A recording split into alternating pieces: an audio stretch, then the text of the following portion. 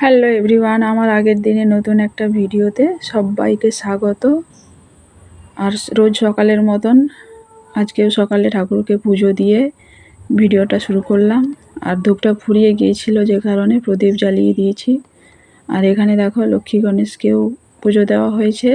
আর এই লক্ষ্মী ঠাকুর আমাদের দুর্গা পুজোর পরেই পুজো হয়, সেই প্রতিমা। তো অবশ্যই কমেন্ট করে জানিও কেমন লাগছে। আর এখানে সানাকে দেখো, ও শিব মন্দিরে পুজো দিতে গিয়েছিল।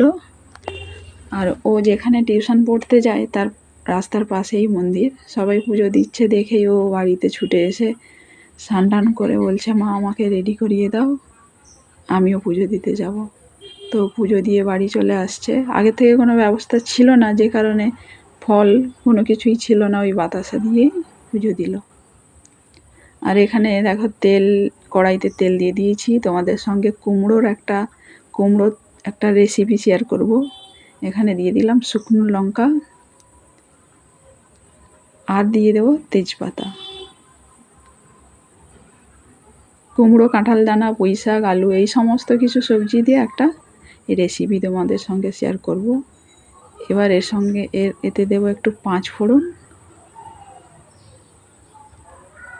ফোড়নটা দিয়ে লাল করে একটু ভেজে ওর মধ্যে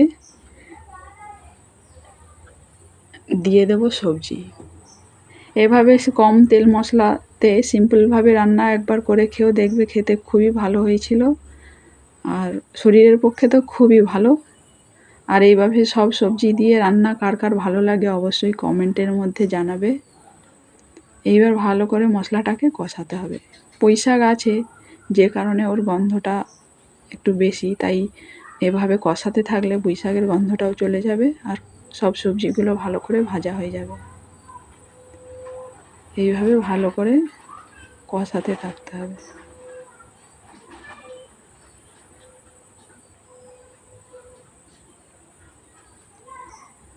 এবার সবজিটা কষানো হয়ে গেলে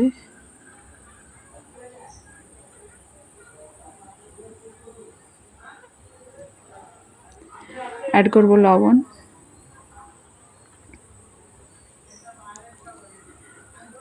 লবণ দিলাম। এবার দেব হলুদের গুঁড়ো। এবার হলুদের গুঁড়োটা দিয়ে ভালো করে কষাতে হবে।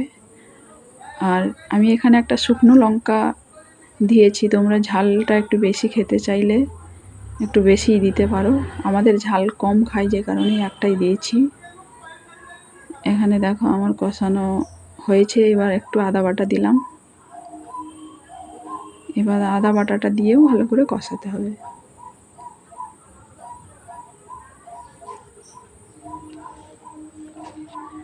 ভালো করে এপাশ ওপাশ করে কষিয়ে এর মধ্যে দেব জিরের বাটা।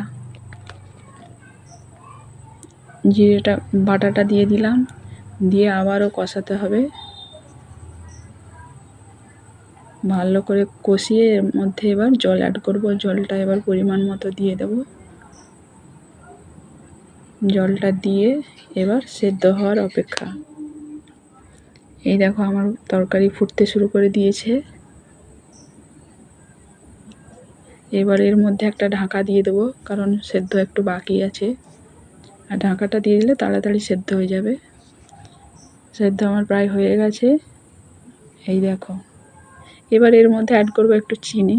তোমরা মিষ্টি খেতে না চাইলে না দিতে পারো, কিন্তু আমাদের একটু মিষ্টি পছন্দ করে, যে কারণে একটু চিনি দিলাম। আর তেজপাতাটা তুলে নেব এখান থেকে।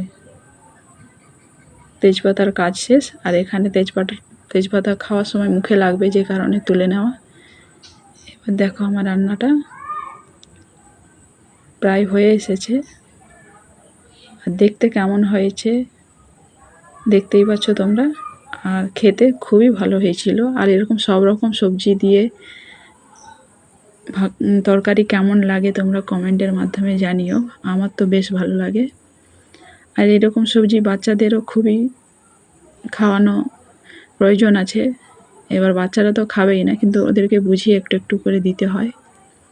এই দেখো আমার রান্নাটা প্রায় কমপ্লিট। দেখতে কত সুন্দর হয়েছে, খেতেও আরও বেশি সুন্দর হয়েছিল, কারণ কুমড়ো এই সমস্ত সবজি আমার খুব ভালো লাগে। আর ভিডিওটা শুরু থেকে শেষ পর্যন্ত দেখো, আশা করি ভালো লাগবে। আর লাইক শেয়ার কমেন্ট করতে অবশ্যই ভুলবে না। তোমাদের একটা লাইক আমাকে পরবর্তী ভিডিও করতে অনেকটাই হেল্প করে। ততক্ষণে ভালো থাকবে, সুস্থ থাকবে। সবাইকে থ্যাংক ইউ।